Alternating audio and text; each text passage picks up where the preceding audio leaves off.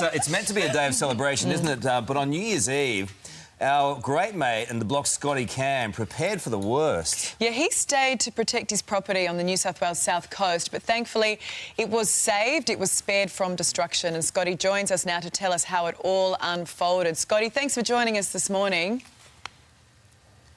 G'day, Carl. G'day, Ali. How are you? We're not too bad, thanks. But look, for you, you've had a pretty hairy couple of few days and weeks. The flames, they came really close to where you are there in Narrawali.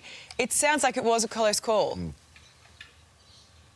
Look, we were certainly not on the cold face of the fire itself, but it was about 300 metres away on the edge of our estuary, which is like an inlet that comes through with a creek. And it was certainly bellowing up the smoke, and we were all a bit nervous. And it was on its way here. Once it crossed the creek, our little village here would have been gone, I would have thought. But then, as luck would have it, luck for us, but not for others, the southerly hit, and it turned it on its back and went the other direction. Of course, that means it went to someone else's place. My friend, I'm so glad you're okay, first of all, and it's lovely to see you.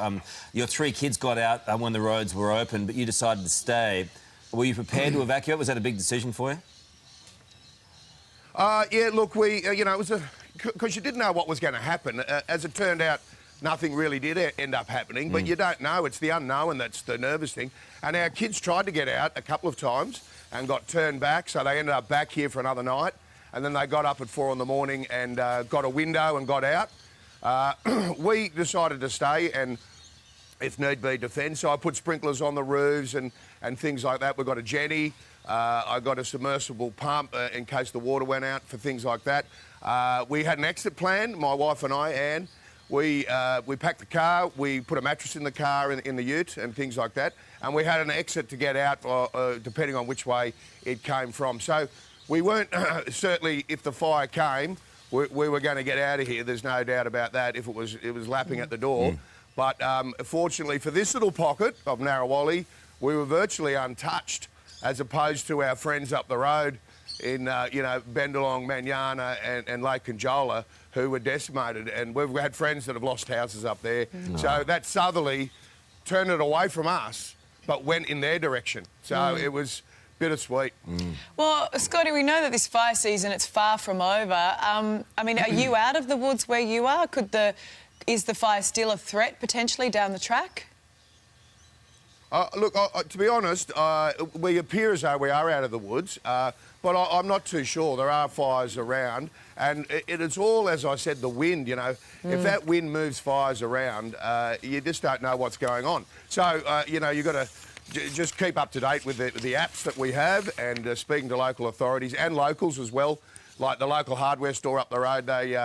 The home hardware blokes that I go and see, and the Mitre 10 boys as well, they know everything, because people are coming in all the time from around the area and giving information. So that's a handy place to go and check out and get info. But I do say that it's a bit of a ghost town down here. There's not many people at all. And the businesses are suffering dramatically, because if they lose the summer down here, it's going to be hard to recover business-wise.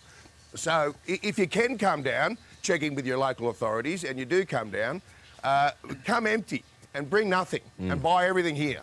Yeah, it's a good call, isn't it? Scotty, I know that this is a place that you hold dear to your heart. You want to retire there eventually after season 365 of the block, and a new block is coming near to us as well. Look, I think that you speak on behalf of the community too when you say let's get business back there eventually, but also you speak of the community spirit so eloquently. Look, the community spirit down here has been amazing. I witnessed something that was so emotional up at Milton, which is just up the hill behind me here on the main road. All the cars were in gridlock and everybody was out in the street, and we're sort of trying to get some supplies because the power was out, and we're in torchlight in the IGA to 2 at a time to just get, a few items. And some fireys went past and everybody gave them a standing ovation as they drove past. Yeah. It was quite amazing. Well, that's nice, mate, and it's so nice to see you. Also, I just wanted to say I've seen a lot of you on the TV over the last couple of weeks, and it's one of the greatest brands in it, the Jats. You're supporting the Jats crackers. It's great to see you in full support of a great Australian icon. This one's mixed with chocolate. Since when does the Jats come with chocolate? With chocolate. It's incredible. Well, Jats and honey for me. Jats and creamed honey is my favourite thing. A bit of sweet and savoury. Am I part of some sort of endorsement or ad here that I haven't given my permission to? That's true, Jats, and I'd also like to thank Mitre 10 for this cost. Well, they're another local business down here that needs your support.